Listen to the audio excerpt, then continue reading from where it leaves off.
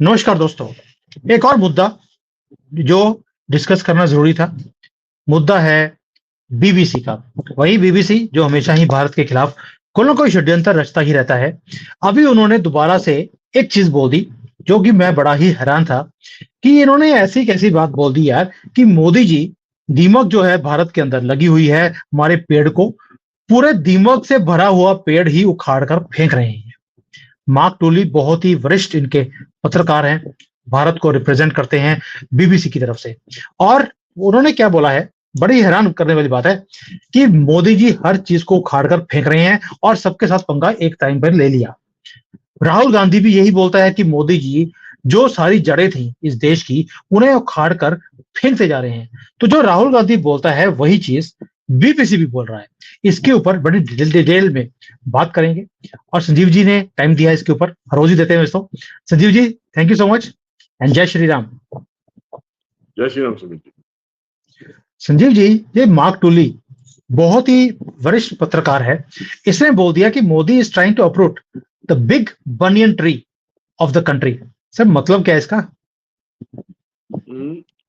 Mark टूली जी मेरे हमेशा एक फेवरेट पत्रकार रहे हैं और टेलीविजन में भी उनका कई बार इंटरव्यूज मैंने देखे हैं और बहुत सुलझे इंसान लगते हैं, बहुत नपी तुली बात करते हैं और उनकी बातों के पीछे बहुत रिसर्च हो रखी होती है। वो बिना रिसर्च करे कोई भी किसी भी मुद्दे पे अपनी टिप्पणी नहीं देते या उसके बारे में कुछ भी ना लिखते हैं ना बोलते हैं। तो उनकी तरफ से ये स्टेटमेंट आना कोई हैरानी वाली बात नहीं थी। तो हम अच्छी तरह जानते हैं सुमित जी की 2014 से पहले इंडिया के अंदर क्या हालत थी, किस लेवल पे इंडिया पहुंचा हुआ था, कितनी सारी गड़बड़ी हो रही थी। हर लेवल कोई ऐसा इंस्टीट्यूशन नहीं था या डिपार्टमेंट नहीं था गवर्नमेंट का जहाँ पे काम ढंग से नहीं हो रहा था। मतलब हर जगह पे या मायूसी चाहिए होती थी। मतलब हमें समझ नहीं आता था कि ये देश आगे जाएगा कैसे, इसके अंदर इतनी सारी फॉल्ट लाइन्स है, इतनी सारी गड़बड़ी है, तो इसमें होगा कैसे। तो मार्क टुल्ली का ये कहना कि पूरे देश को जो दीमक लग गया था पिछले 60 साल से, जो इतने सालों से कांग्रेस ने राज करा इसके ऊपर, उसमें जो दीमक लग गया था इस पूरे देश पे, उस दीमक वाले पेड़ को मोदी जी ने पहले तो हिलाया, उसमें से कई सारे सांप नीचे गिरे और फिर उसको आप जड़ से पूरी तरह उखाड़ के फेंकने की बात कर रहे हैं। तो अब जब नीचे गिरे तो सांप की जो प्रवृत्ति होती है कि वो तो काटने को दौड़ेगा या वो अपनी आवाज निकालेगा जिसके हिस्सा आएगा। तो वो सारे काम इस वक्त हो रहे हैं कि तो मार्क टुल्ली का ये कहना है कि मोदी जी ने सारे सांप को एक साथ ही छेड़ दिया, इसलिए वो परेशान हो रहे हैं कि मोदी जी पे वो सारे इकट्ठे मिलकर अटैक कर रहे हैं। तो मोदी जी ने जब ये फैसला लिया कि मुझे दीमक का पेड़ उखाड़ के फेंक देना है, सांप जितने भी सांप है इनको मैं यहाँ से इनके बिल से बाहर निकाल के इनको मैं डिस्ट्रॉय करूंगा, तो उन सांपों ने अपनी प्रवृत्ति के हिसाब से अब उन पे अटैक करना शुरू कर दिया है। अब मोदी जी उस पेस्ट कंट्रोल का काम कर रहे हैं कि वो एक एक सांप को अलग अलग तरीके से निपटने की कोशिश कर रहे हैं। काफी सारे सांप तो उन्होंने निपटा दिए हैं, मगर फिर भी कई बड़े सांप अभी बचे बाकी हैं, जिनको आने वाले दिनों में हमें उम्मीद है कि मोदी जी अपनी कड़क फैसलों से उनका भी हिसाब किताब करेंगे। तो इस तरीके का कुछ माहौल देश के अंदर काफी दिनों से बना हुआ है पिछले 10 साल से, और आने वाले भी कई साल तक यही माहौल हमें लगातार नजर आएगा। सर मुझे तो पता था कि दिल्ली में एक काला कौवा है जिसे तिहाड़ जेल में भेजा गया है। आज पहली बार पता लगा कि काला कौवा नहीं, वो भी एक सांप ही था जिसे इस पकड़ के तिहाड़ जेल में भेजा है।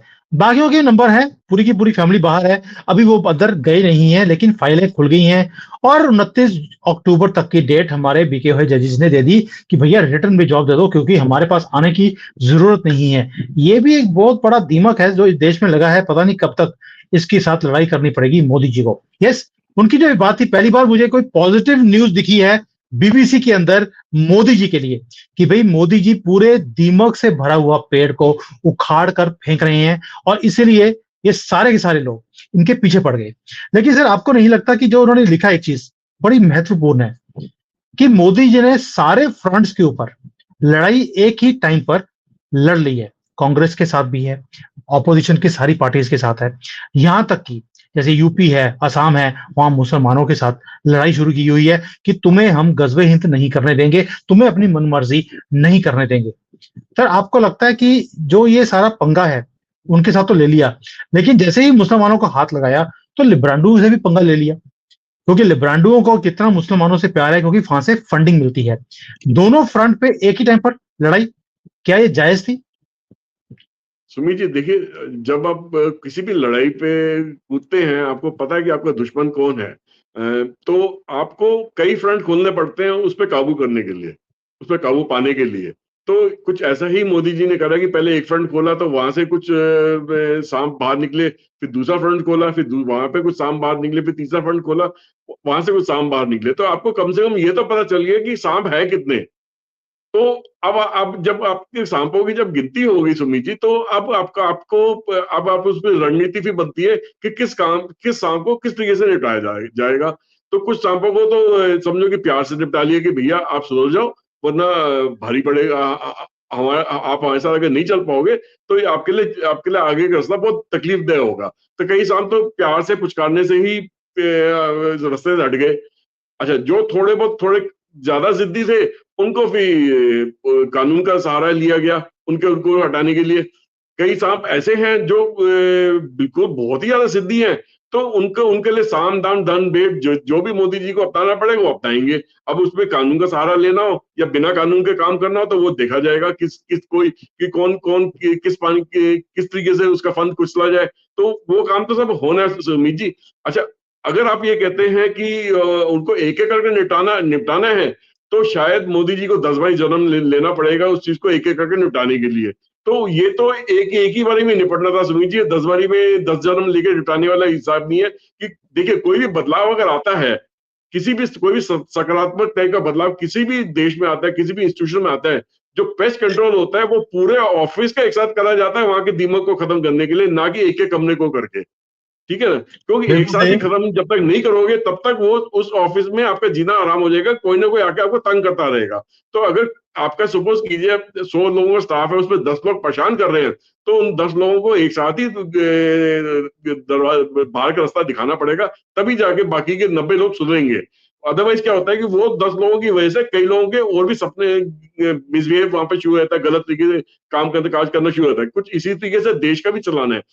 मोदी जी देश के जो ऑफिस है उसके अंदर जो गलत प्रवृत्ति के लोग हैं, उनको अपनी सही जगह दिखाने की कोशिश कर रहे हैं कि आप सही तरीके से काम करना शुरू कर दो, देश के प्रति प्यार लाओ, देश के प्रति भक्ति लाओ, देश के फायदे के लिए काम करो। जहां आप लोगों को बांटने का काम करोगे, लोगों को बदलाने का काम करोगे, लोगों को गलत झूठी बातें बताने का काम करोगे, यहाँ पे हिंसा फैलाने का काम करोगे, तो मैं आपसे बहुत शक्ति से पेश आऊंगा। और उसके बाद फिर ये मत बोलना कि मैंने आपको पहले वार्न नहीं करा। तो पहले मोदी जी ने काफी ज्यादा सफिशिएंट टाइम दे चुके हैं ऑलरेडी।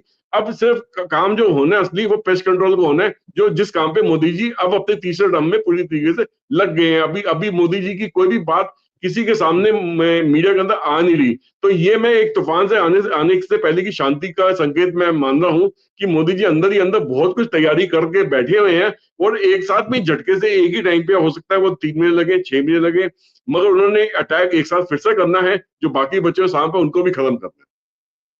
क्या बात है सर। सांपों से मतलब याद आया कि आपको नहीं लगता कि जितने भी गवर्नमेंट के एम्प्लॉइज हैं, हमने यूपी में देखा किसी ने भी बीजेपी को सपोर्ट नहीं किया, सारी लॉबी ने। अब इन्होंने क्या किया कि उनकी दुकानदारी बंद कर दी, हर चीज को डिजिटल कर दिया, ऑनलाइन कर दिया, लोगों को ऑफिस में जाना नहीं पड़ता, तो रिश्वत देनी नहीं पड़ती, तो उनसे पंगा ले लिया। अगर उनसे पंगा लिया था तो उनसे पंगा लेते, साथ में बिजनेस कम्युनिटी से भी पंगा ले लिया। वहां पर भी इतना कुछ टाइट कर दिया है कि 2 नंबर में काम करना, ब्लैक मनी जनरेट करनी मुश्किल हुई पड़ी है, बैंक से पैसे निकालने मुश्किल हुए पड़े हैं। आपको नहीं लगता कि ये भी एक टू फ्रंट वॉर एकदम से छेड़ दी? एक ही टाइम काम कर लेते, बिजनेसमैन को छोड़ देते या बिजनेसमैन को पकड़ के दूसरे को छोड़ देते। दोनों तरफ फ्रंट पे लड़ाई करने से क्या हुआ कि जो बिजनेस कम्युनिटी है वो भी इनके अगेंस्ट हो गई, आईएएस लॉबी और जो ये गवर्नमेंट ऑफिसर्स थे वो तो अगेंस्ट पहले ही थे, क्योंकि दुकानदारी बंद है। सुमित जी देखिए, जितने भी तरीके के काम होते हैं, जैसे आपका बिजनेस लॉबी की बात कर लेते हैं, जब मैन्युफैक्चरर्स हो गए, ट्रेडर हो गए, सर्विस प्रोवाइडर हो गया, जितने भी लोग अपने जिस भी तरीके की सर्विसेज देते हैं, प्रोडक्ट बेचते हैं, वो कहीं ना कहीं किसी ना किसी डिपार्टमेंट को तो अपना हिसाब किताब देंगे ना, चाहे वो सेल टैक्स डिपार्टमेंट हो या इनकम टैक्स डिपार्टमेंट हो।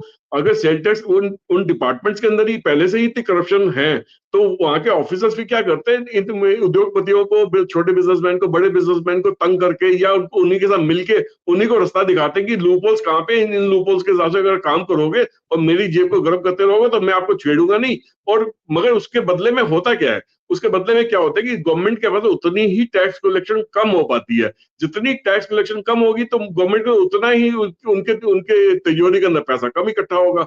जब कम पैसा इकट्ठा होगा तो उतना ही कम खर्चा कर पाएगी गवर्नमेंट। इसलिए इस वक्त हिंदुस्तान के अंदर जो दुनिया भर के डेवलपमेंट प्रोजेक्ट चल रहे हैं, चाहे रोड के हैं या रेलवे के हैं या एयरपोर्ट्स के हैं या फिर डिफेंस के हैं या ऑल्टरनेटिव टेक्नोलॉजी के हैं, ऑल्टरनेटिव फ्यूल के हैं, मतलब आप नाम लो, इतने सारे प्रोजेक्ट एक साथ में तो चल रहे हैं। उन प्रोजेक्ट्स को भी तो एक एक करके गवर्नमेंट कर सकती है, उसको एक साथ क्यों छेड़ दिया? तो देखिए, कंट्री की जब सफाई होती है, जो डेवलपमेंट होती है, कंट्री के अंदर सिस्टम चेंज करे जाते हैं, उनको एक साथ ही हैंडल करना पड़ता है, सारे फ्रंट एक साथ ही खोलने पड़ते हैं।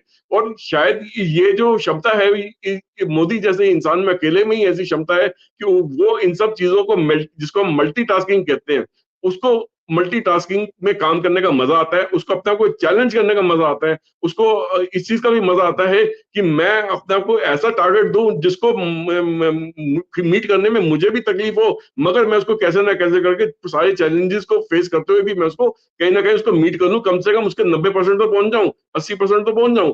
अगर टारगेट ही नहीं रखूंगा अपने लिए तो पहुंचूंगा कहां पर? सर देखिए, वो ठीक है, टारगेट है, लेकिन एक पंगा लेने का एक लिमिट होती है। यहां पर आपने पंगा ले लिया, लिब्रांडू से भी, मुसलमानों से भी, सबसे, उधर से बॉर्डर पे भी पंगा ले लिया, भाई पाकिस्तान से भी पंगा लिया हुआ है इस वक्त, और चाइना से भी पंगा लिया हुआ है। भाई एक से पहले पंगा ले लेते, दोनों से पंगा ले लिया, अब वहां पर भी मारमी हमारी बॉर्डर के ऊपर लगी है, चाइना के ऊपर भी, और पाकिस्तान के ऊपर भी यहाँ पर लगी हुई है, तो यहाँ पर भी किसी को छोड़ा नहीं है। तो मैं वही बार बार जो मार्क टूली जी बोल रहे हैं कि मोदी जी ने सारे फ्रंट्स एक ही टाइम पर खोल दिए हैं।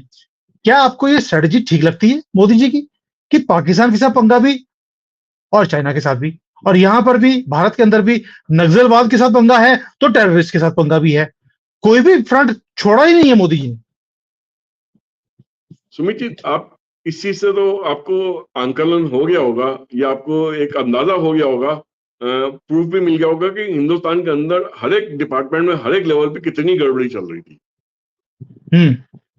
अब मोदी जी ने इन सब चीजों को एक साथ ही छेड़ दिया, उन सबको सुधारने के एक साथ ही उन्होंने कोशिश करी। अब उसके अंदर सिर्फ यही यही चीजें नहीं है जो उन्होंने एक साथ छेड़ने की कोशिश करी सुमित जी। उन्होंने जो हमारे लेफ्टिस्ट थे, कम्युनिस्ट विचारधारा के लोग थे, उनको भी लगभग उखाड़ फेंका है। सिर्फ बंगाल, सिर्फ आपको केरला के अंदर ही सिर्फ शायद छोटे से पॉकेट के अंदर वो अपनी सत्ता चला के बैठे हैं, ठीक है ना। जितने जिहादी माइंडसेट थे उनको भी आड़े हाथ लिया कि भैया आप तमीज की दहलीज के अंदर रह के काम करो। जो भाषा अगर तुम नहीं करोगे तो हम तुम्हें जवाब भी उसी भाषा में देंगे जिस भाषा को तुम समझते हो। तो जितने भी नेक्सलाइट थे उनको एक एक करके खत्म करना शुरू करा पाए। नेक्सलाइट की जो थोड़ी बहुत मूवमेंट है वो महाराष्ट्र की गढ़चिरोली डिस्ट्रिक्ट के अंदर आपको थोड़ी बहुत होती नजर आती है, या छत्तीसगढ़ में एक आधी डिस्ट्रिक्ट में बच गई है। बाकी 90% ऑफ द नेक्सलाइट एरिया जो क्लीन अप कर दिया गया है। और नेक्सलाइट एरिया के अंदर ही इंडिया के सबसे ज्यादा मिनरल रिसोर्सेज हैं। वहां पे जो जमीन के अंदर जो खादान है वो सबसे ज्यादा उसी एरिया के अंदर पाए जाते हैं। अगर उसका कंट्रोल अगर नेक्सलाइट के हाथ में आता है तो वो उस चीज को, वो अपनी पावर को मिस यूज करता है। तो वो भी खत्म करने की पूरी कोशिश करी है मोदी जी ने। इंडिया के अंदर जितनी मिशनरीज हैं, चाहे वो साउथ इंडिया के अंदर है, सेंट्रल इंडिया में है, या नॉर्थ ईस्ट इंडिया के अंदर है, ये लोग अपने मिशनरीज के जरिए कन्वर्जन का काम बहुत तेजी से इनका चल रहा था। अब इन मोदी जी ने धीरे धीरे उन पे भी हाथ डालना शुरू करा कि भैया जो मिशनरीज यहाँ पे रजिस्टर्ड नहीं है उनको सबसे पहले बाहर निकाला। फिर उनके अकाउंट्स को चेक करने की बात करें कि आपको किस वजह से पैसा आता है, कहाँ से पैसा आता है, वो बोला हिसाब करा, तो उसमें से कई सारी मिशनरीज बंद हो गई, यहाँ से भाग के निकल गई। फिर अब जो कुछ ही मिशनरीज बची हैं, और उम्मीद है कि आने वाले 2 से 3 साल के अंदर पूरी मिशनरीज इंडिया के अंदर से खत्म हो जाएंगी, या उस लेवल पर रह जाएंगी कि इंडिया के रूल्स और रेगुलेशन के अंदर से, लॉ एंड ऑर्डर के हिसाब से ही वो काम करेंगी। अदरवाइज उनको यहाँ पे रहने का मतलब मौका नहीं दिया जाएगा। तो देखिए ऐसा नहीं कि काम नहीं हुआ, काम बहुत सारी जगह पे हुआ है, मगर उसको सराहने वाला कोई नहीं है, उसको जमीनी हकीकत जो को बताने वाला कोई नहीं है कि जितने भी इस वक्त ऑपोजिशन लेवल पे जितने भी लोग बैठे हैं, जितनी भी पार्टियां बैठी हैं, वो अगर ये इन चीजों को हाईलाइट कर देगी कि मोदी जी ने ये काम करा, तो फिर उनकी वो अपनी पार्टियों को कैसे चलाएंगी, वो वोट कहां से खींचेगी? वो तो लोगों को झूठ बता के, बरगला के, कास्ट लेवल पे बांट के, जातिवाद पे बांट के, वो भ्रम में बांध के उनकी वोट लेने की कोशिश करती है, ना कि सच बता के। तो अगर सच बता देंगे तो शायद उनको एक भी वोट ना मिले। तो ऐसी हालत हो रखी है कि मोदी जी ने उनके लिए एक भी फंड नहीं छोड़ा जहाँ पे उन्होंने ऐसे लोगों की तकलीफ नहीं पैदा करी है और सिस्टम को साफ करने की उन्होंने कोशिश नहीं करी है। शायद सिस्टम को साफ करने के लिए कैसे कैसे डिपार्टमेंट्स को हैंडल कर रहा है सुमित जी, आपसे तो ये छिपा नहीं, अगर गिनती करने जाएंगे तो शायद गिनती ही ना खत्म हो पाए। मैं कुछ चीजों के नाम आपके सामने लेना चाहूंगा जो कि मैंने नोट करके रखे हैं, जैसे कि सुमित जी देखिए, जैसे डिजिटल मूवमेंट इंडिया के अंदर हुई है, सारे रिकॉर्ड ट्रांजेक्शन जो है बैंक्स की अब डिजिटली हो रही है, लोग ऑनलाइन पैसा ट्रांसफर कर रहे हैं, तो जितने हाथों से पैसा गुजरता था उतना पैसा कम होता चला जाता था। लगभग लगभग 15 पैसा ही, जैसे राजीव गांधी जी ने पहले कहा था कि अगर 1 रुपए मेरे दफ्तर से चलता है तो गरीब के हाथ में शायद 15 पैसे ही पहुंचता है, बाकी सारा पैसा रास्ते में खाया जाता है। तो वो चीज अब खत्म हो गई, पूरा पैसा अगर गवर्नमेंट के यहाँ से निकल रहा है किसी भी स्कीम में, तो वो जिसके लिए वो पैसा दिया गया उसके बैंक अकाउंट में डायरेक्टली ट्रांसफर हो रहा है। इसी तरीके से डिजिटल मूवमेंट से इंडिया की जो कैश रखने की जो जरूरत थी वो भी धीरे धीरे कम हो रही है। लोगों को इतना कैश आज की डेट में लेके चलने की जरूरत है, इसलिए चोरी चकारी भी उसकी कम हो गई है, छीना झपटी भी कम हो गई है, तो उस चीज का भी फायदा हुआ है। फिर आप ये देखिए कि फेक करेंसी को इंडिया ने हैंडल करा। फेक करेंसी कितने करोड़ों के तादाद में इंडिया की इकोनॉमी के अंदर घूम रही थी, वहां पे उसको बैन करके, फेक करेंसी को एक बार ही नहीं 2 बार ही बैन करके, अलग अलग नोटों को बैन करके उन्होंने जितना भी इसका इकोसिस्टम था वो पूरा ध्वस्त कर दिया। पाकिस्तान फेक करेंसी के बैन होने से पहले बहुत ज्यादा पैसा फेक करेंसी के जरिए कमाता था, उनकी रातों रात उनकी दुकानदारी बंद हो गई, वो आज किस हालत में पहुंचा हुआ आप देख लीजिए, ठीक है ना। वो भीख मांग रहा है लोगों से। करप्शन को भी हैंडल करने की कोशिश करेगी, जैसे जितने भी गवर्नमेंट डिपार्टमेंट हैं, आपके इनकम टैक्स हो गया, सेल टैक्स हो गया, जीएसटी हो गया, उनको भी सीधा सारी रिटर्न्स जो है लोगों के अब ऑनलाइन जाते हैं, उनको यही नहीं पता रहता कि इस डिपार्टमेंट का कौन सा इंस्पेक्टर, कौन सा ऑफिसर उनके किस केस को हैंडल कर रहा है। तो वो सीधा ऑनलाइन ही उनके पास नोटिफिकेशन आती है या सवाल जवाब आते हैं, उसका जवाब भी उनको ऑनलाइन ही देना पड़ता है, उनको डिपार्टमेंट में अब जाने की जरूरत नहीं पड़ती। तो वो जो पैसा इस डिपार्टमेंट में खूब बटता था पहले, तो वहां पे वो अब बटना बंद हो गया। हाँ, एक डिपार्टमेंट और है जिसको आने वाले दिनों में मोदी जी का टारगेट है, उसको भी ठीक करने की पूरी कोशिश करेंगे, वो है इंडिया के जुडिशियल सिस्टम। इंडिया के जुडिशियल सिस्टम में भी रिफॉर्म्स आने वाले दिनों में आएंगे। अभी जुडिशियल सिस्टम ने धीरे धीरे अपनी आवाज ऊंची करनी शुरू कर दी, अलग अलग फोरम पे, अलग अलग इवेंट्स में जाकर उन्होंने बोलना शुरू कर दिया कि हमारा जो सिस्टम है वो ठीक है, उसमें गड़बड़ी कोई नहीं है, मगर अंदर अंदर वो भी जानते हैं कि ये लोग ज्यादा देर इनके पास भी नहीं रह गया, आने वाले दिनों में मोदी जी इस पे भी रिफॉर्म्स लेके आएंगे। अब देखिए, अब जो पाकिस्तान का मुद्दा था, चाइना का मुद्दा था, दोनों डबल फ्रंट पे इंडिया ने काम करने की कोशिश करी। इंडिया की जो फार्मा लॉबी थी, जो कि दवाइयों को इतने बढ़ा चढ़ा के रेट्स में बेचती थी, यहाँ तक कि 40 से 50% का कमीशन दे रही थी वहां पे अपने दवाइयों को बेचने के लिए, जिससे डॉक्टर अमीर होते चले जा रहे थे। मतलब मैं ऐसे कई डॉक्टर्स को जानता हूँ, अपने कुछ जानकार भी है मेरे, जिन्होंने डॉक्टर के क्लिनिक के सामने अपनी दवाइयों की दुकान, केमिस्ट की शॉप खोल रखी है। और वो कहते थे यार हमारे पास तो ऐसा ऐसा है कि हम तो डॉक्टर को बोल देते हैं कि आपको दिवाली दशहरे के टाइम पे जब भी आपका त्योहार का दिन आए तो इतने रुपए की, 50,000 रुपए की, लाख रुपए की कोई भी आइटम बाजार में जाके चूज कर लेना, उसकी पेमेंट मैं दे दूंगा। तो वो कहाँ से निकाल के दे रहा है इतना इतना इतना महंगा गिफ्ट डॉक्टर को? वो उसको पता है ना, जो फार्मा लॉबी इतने मोटे कमीशन दे रही है, वो कहीं ना कहीं पे उस कमीशन को ही यूज करके डॉक्टर को खुश करने की कोशिश कर रहे हैं कि भैया जो भी दवाई लिखी हो वो मेरी दुकान के हिसाब से लिखो, जो वही दवाई अपनी दुकान पे रखूंगा, आपकी बताइए दूसरी किसी डॉक्टर की दवाई मैं अपने पास नहीं रखूंगा। तो वो फार्मा लॉबी भी इन्वॉल्व रहती है। मोदी जी ने क्या करा है, मोदी जी ने जेनेरिक ड्रग्स की स्टोर्स खोल दिए पूरे इंडिया के अंदर। जेनेरिक ड्रग्स का मतलब क्या होता है कि एक जो ऐसी दवाई है जिसपे जो दवाई के अंदर जो नाम है वो नहीं दिया होगा, बट उसके अंदर जो उसका मिश्रण है, उसका जो सॉल्ट है, बस उसी के हिसाब से दवाई दे रहे हो कि वो आप जेनेरिक दवाई की दुकान पे जाइए और वहां पे कम से कम 50% कम कीमत पे, बाजार से 50% कीमत पे वो दवाइयां मिल जाती हैं। वो पूरे दवाइयों की शॉप पूरी इंडिया में सेटअप करी है। 90% ऑफ है सर, मैं खुद सुना इसके बारे में। हो सकता है मैं गलत हूँ, 90% तक ऑफ तक वहां मिल जाती है। मैं लास्ट टाइम जब आया था इंडिया में, मैं स्पेशली देखने गया कि वहां पर यार ऐसे कैसे हो सकता है कि 90% of and I was shocked, जो वहां पे पत्ते हैं वो 70-80% तो आम है कि मेडिसिन सस्ती है, तभी तो जो फार्मा लॉबी है वो सारी इनके पीछे पड़ी है। इवन आर्म्स लॉबी भी, जो आर्म्स एंड अम्यूनिशन हम लोग बाहर, जूते कपड़े भी हमारे बाहर से बनते थे, वो सारी की सारी लॉबी अब इनके खिलाफ हुई पड़ी है, क्योंकि सारा कुछ मेक इन इंडिया में चलना शुरू हो गया, बनना शुरू हो गया। तो सर फार्मा और आर्म्स लॉबी ये दुनिया की सबसे बड़ी लॉबीज होती हैं ऑयल के बाद, इनसे पंगा भी ले लिया। तभी मैं बोल रहा हूँ कोई फ्रंट छोड़ा ही नहीं है मोदी जी ने जिसने पंगा ना लिया हो। सुमित जी, शायद यही वजह है कि देश के अंदर इतनी तेजी से तरक्की होती नजर आई है पिछले 10 साल के अंदर, और आने वाले 10 साल के अंदर और भी तेजी से तरक्की होगी।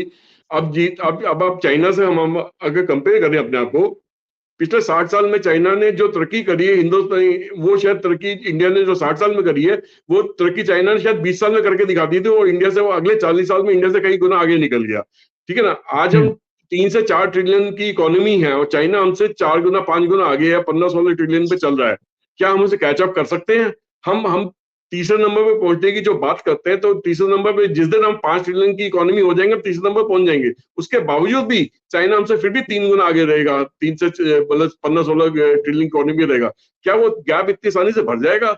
हाँ, पिछले 10 साल में काफी गैप भरा गया और आने वाले 10 साल में और गैप भर जाएगा। मगर जो 40 साल यहाँ पे काम ही नहीं हुआ, जहाँ पे हरामखोरी ज्यादा हुई, हर जगह बेईमानी हुई, करप्शन हुई, भर भर के लोगों ने अपने नोट इकट्ठे करके बाल्टी में भर भर के अपने फायदे के लिए देश से बाहर निकाल के लेके दूसरे विदेशी बैंकों में जमा कर दिए। वो क्या वापस हो पाएंगे कभी भी? वो तो खा बैठे वो लोग। अब एक नया सिलसिला जो शुरू हो रहा है, उन लोगों को तकलीफ क्यों हो रही है? उनकी दुकानदारी सबकी बंद हो गई है सुमीत जी, या दुकान जिनकी नहीं बंद हुई आने वाले दिनों में उनकी भी बंद हो जाएगी। तो वो इसमें सारे मिलके मोदी को एक साथ में हटाना चाहते हैं कि इंडिया में अगर वीक गवर्नमेंट रहेगी तो सबकी दुकानदारी चलती रहेगी। मोदी जैसी सख्त गवर्नमेंट आएगी जो कि ना खाएगी ना खाने देगी, तो उस केस में उनका काम कैसे चलेगा? तो मोदी जी ने सारे सांप एक साथ निकाले हैं, वो एक एक करके काफी मार भी दिए हैं। आने वाले दिनों में बाकी बच्चे कुछ भी मारे जाने की पूरी उम्मीद है। सर सांप जो हैं इतने ज्यादा हैं, कांग्रेस के पाले हुए, इतनी जल्दी से मरने वाले नहीं हैं। पता नहीं मोदी जी कौन सी छड़ी चलाने वाले हैं, ये पेस्ट कंट्रोल करने वाला जो काम इन्होंने छेड़ा हुआ है। सर इतने, जो मार्क टूली की जो पूरा आर्टिकल था वो पढ़कर मैं भी हैरान रह गया कि यार वो बीबीसी वाले भी जानते हैं कि इस देश में कितने बड़े बड़े सांप थे और कैसे इन सांपों ने सबने मिलकर इस देश को खा जाना था। क्या आपको लगता है कि मोदी जी भी एक, जैसे कहते हैं कि भगवान के भेजा हुआ आदमी है, ताकि इस देश को बेचा ना जाए, बेचने ना दिया जाए? और जो सांप लगे हुए थे, अभी तो सांपों की बात कर रहे हैं, जो आपने सुप्रीम कोर्ट और बाकी के जजेस का बोला था कि वहां पे भी सुधार होने वाला है, अजगर तो वो है, बाकी ये तो छोटे मोटे सांप है सारे। बट एनीवेज कांग्रेस भी कम अजगर नहीं है। आपको नहीं लगता कि ये अभी भी अपने जो सफल होते जा रहे हैं अपने एजेंडा में, ये जितने भी लिब्रांडू हैं, ऑपोजिशन वाले हैं, सुप्रीम कोर्ट के जजेस हैं, ये इतनी आसानी से मोदी जी को काम करने नहीं देंगे? अभी भी हिंदुओं को डिवाइड कर रहे हैं, भारत को खाने की बातें बोलते हैं, डिवाइड करने की बातें बोलते हैं। ये अपने एजेंडा में आज भी सफल है सर? मोदी जी कहीं ना कहीं फेल हुए हैं इनको कंटेन करने में। सुमित जी, मुझे इतना पक्का है, और मैं इस बात की प्रेडिक्शन भी आपको इसी इसी प्लेटफॉर्म के जरिए भी कर दूंगा कि ये काम तो होके रहेगा। अब ये काम रुक नहीं सकता। हाँ, समय जरूर लगेगा, थोड़ा बहुत आगे पीछे हो सकता है, बट ये काम अब होके रहेगा। और ये पेस्ट कंट्रोल तो पूरी तरह एक बार के लिए तो हो ही जाएगा इंडिया के अंदर। और उसके बाद उसको कितनी देर तक उस पेस्ट कंट्रोल को मेंटेन कर पाते हैं, कितनी देर तक नए सांपों को और पैदा नहीं होने देते, उस पर निर्भर करेगा। क्योंकि सांप की तो प्रवृत्ति है कि वो मल्टीप्लाई बड़ी जल्दी होते हैं, और अगर उन पेस्ट कंट्रोल करने के बाद भी अगर उनके अंडे कहीं ना कहीं बचे रह गए तो फिर से वापस आएंगे।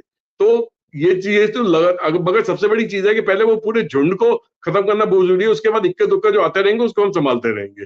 तो मेन चीज तो ये है कि पहला जो पूरा झुंड है, पूरा जो कबाल है, पूरा जो इकोसिस्टम है, इनके जरिए जो बना हुआ है, उसको खत्म करना बहुत जरूरी है। और मार्क टुली जी की बात एकदम सही है कि अगर 2014 में मोदी जी नहीं आते, जैसा आपने कहा कि शायद भगवान के भेजे हुए दूत आई है, तो अगर मोदी जी 2014 में नहीं आते तो अब 10 साल के अंदर शायद हमारा देश पूरी तरह बिक चुका होता, और हम इस देश ये देश हमारे और आपके रहने लायक जगह नहीं रह गई होती। बिल्कुल सही कह रहे हैं। चलो मेरे लायक तो पहले ही नहीं थी, तभी मैं भारत छोड़ के चला निकल गया था कांग्रेस के टाइम पर, क्योंकि आई हैड गिवन अप की देर इस कंट्री का कुछ नहीं हो सकता। और मार्क टोली जी ने सर एक बात और बोली है कि अगर मोदी जी ने ये सारे फ्रंट नहीं खोले होते तो ये तरक्की देश में नहीं हो सकती थी, ये देश नहीं बचता। और इसीलिए मोदी जी को स्ट्रगल भी करना पड़ता है, हर दिन 20-20 घंटे काम करना पड़ता है, क्योंकि उन्होंने कोई भी फ्रंट ऐसा नहीं है जहां पर लड़ाई शुरू ना की हो, सांपों को पकड़ पकड़ के एक्सपोज करना शुरू नहीं किया हुआ हो, या उनका जो फन है उसे कुचला नहीं किया हो। क्या आपको नहीं लगता ये सारा कुछ करने के कारण मोदी जी को मेहनत भी करनी पड़ती है? और ये सारे सांप हैं, ये सारे इकट्ठे होकर आज की डेट में मोदी को हटाने में लगे हैं। सुमित जी, मोदी जी अलग ही मिट्टी के बने हुए हैं। उनको चैलेंजेस से कभी भी डर नहीं रहा। उनको कितने भी उनके सामने तकलीफें क्यों ना आए, वो तकलीफों को फेस करने से कभी घबराए नहीं है। उन्होंने हमेशा मतलब आंख में आंख डाल के लोगों की तकलीफों को फेस करा है, उसका हल निकालने की कोशिश करी है। ये तो बदकिस्मती इस देश की है कि वो ऐसे इंसान को जो युग में शायद एक बार ही पैदा होता है और वो बदलाव लाने की कोशिश करता है, उन्होंने उसका बढ़ चढ़ के साथ नहीं दिया अब की लोकसभा इलेक्शन के अंदर। ठीक है, कोई बात नहीं, जितने भी वोटों से मोदी जी सरकार बनाने में कामयाब हुए, पर बनी तो सही सरकार। और मोदी जी अब पहले से भी बढ़ चढ़ के अब काम करने की कोशिश कर रहे हैं, अंदर ही अंदर वो उसकी पूरी योजना बना रहे हैं। और एक बात और भी है सुमित जी कि मोदी जी अब जिस रूप में सामने आने वाले दिनों में वो उनका जो रौद्र रूप है, अभी शायद वो इस साल में शायद अब हमें नजर नहीं आएगा, बट ये साल उनकी पूरी योजना बनाने में निकल जाएगा कि आने वाले साल में पूरा इस सिस्टम को सही तरीके पूरे अंदर से कैसे सही करना है। और वो आपको अगले साल मार्च के बाद उनका रौद्र रूप देखने को मिल जाएगा। ना केवल मोदी जी का, आपका अमित शाह जी का भी नजर आ जाएगा, आपको योगी जी का भी नजर आ जाएगा, और भी कई बीजेपी के ऐसे लीडर्स हैं जो होनहार लीडर्स हैं, आने वाले दिनों में उनका भी नाम कई बार आपको चर्चा में आता हुआ नजर आएगा। वो सब मिलके इस पूरे सिस्टम को क्लीन करेंगे। उस सिस्टम को क्लीन करना बहुत जरूरी है सुमित जी, क्योंकि हमने हमने इस ऐसे देश की कल्पना नहीं करी थी जिस देश के अंदर सब कुछ ही खराब हो। मतलब कोई भी ऐसा सेक्टर नहीं रह गया था जो बिगड़ा ना हो, जिसके अंदर हरामखोरी ना हो, जिसमें करप्शन ना हो, जिसकी तार तार ना करके रखी हुई इस इन सांपों ने मिलकर सबने पूरे सिस्टम की हालत करके रखी हुई थी। तो हालत सुधारने में टाइम तो लगता है सुमित जी, उसमें उसमें मोदी जी पीछे हटने वाले में से नहीं है। और वो चैलेंज एक्सेप्ट करते हैं। चैलेंज एक्सेप्ट जो नहीं कर पाते हैं वो ज्यादा शोर मचाते हैं। और उन्हीं की आवाजें आजकल हमको पार्लियामेंट के अंदर भी सुनाई देती है और पार्लियामेंट के बाहर भी सुनाई देती है। क्योंकि वो जो चीख चीख के बोलते हैं लोगों को, वो इसलिए चीखते हैं कि तोता जने तो तोता चना बाजेगा ना, जैसे कहावत है कि जिसके अंदर मतलब उसके अंदर कुछ बचा ही नहीं तो वो तो शोर ही मचाएगा ना। बिल्कुल सही कह रहे हो। ये जो आवाजें निकल रही है इसलिए है बिकॉज मोदी जी ने इनके सबके फन के ऊपर पैर रखा हुआ है, कुचलने की बस बारी है। और पीछे फड़फड़ा रही है पूंछ उनकी, देखते हैं कब मोदी जी ये पूंछ को काट देते हैं। वेट रहेगी उस दिन की, जैसे आपने बोला है कि मार्च के बाद रौद्र रूप शुरू होगा मोदी जी का। मोदी जी का तो मार्च के बाद होगा, मेरा तो अभी से शुरू है और आप भी कम नहीं है, इसलिए हमारी जोड़ी जो है चलती भी है। Sir thank you so much, आज मजा आ गया। पहली बार मैंने देखा है कि बीबीसी ने कोई ढंग की न्यूज निकाली है कि मोदी जी ने कैसे इस देश के दीमक लगे हुए पेड़ को उखाड़ कर फेंकने के लिए तैयारी कर रहे हैं। और आपने भी प्रेडिक्ट किया है कि मार्च तक ये तैयारी चलती रहेगी। और मैं समझता हूँ कि ये कैसे काम होता है, क्योंकि जब मैं कंपनीज के अंदर जब कंसल्टिंग के लिए जाता हूं मैं, तो आई ऑल्सो गारंटी कि मैं आपकी कंपनी को दोगुना या तिगुना लेवल पर ले जाऊंगा अगले 2 साल में। तो पहले 2-3 महीने तो मुझे सिर्फ समझने के लिए टाइम लग जाता है कि वहां पर प्रॉब्लम्स कहाँ हैं, फिर उसके बाद मैं एक ही टाइम पर हर चीज को अटैक करता हूँ, तभी वो कंपनीज आगे राइज कर सकती हैं। मोदी जी भी वही काम कर रहे हैं। कुछ सीखी चीजें शायद मैंने मोदी जी से ही सीखी हैं, जिसके कारण वो भी सक्सेसफुल है और मैं भी थोड़ा बहुत तो सक्सेसफुल हूं ही। थैंक यू सर, बहुत अच्छी तरह से आपने समझाया सारी चीजों को। और टुल्ली जी आपको तो सत सत प्रणाम। पहले आप बीबीसी, वैसे मैं आपको बोलता हूँ कि बड़े वाले बीसी हैं आप, क्योंकि कोई भी चीज आपकी ढंग की होती नहीं है, लेकिन पहली बार कोई कोई ढंग की आपकी न्यूज देखी है तो पॉजिटिव वे से आज आपको थैंक्स कर रहे हैं। Thank you so much. जय हिंद, वंदे मातरम। जय हिंद, वंदे मातरम।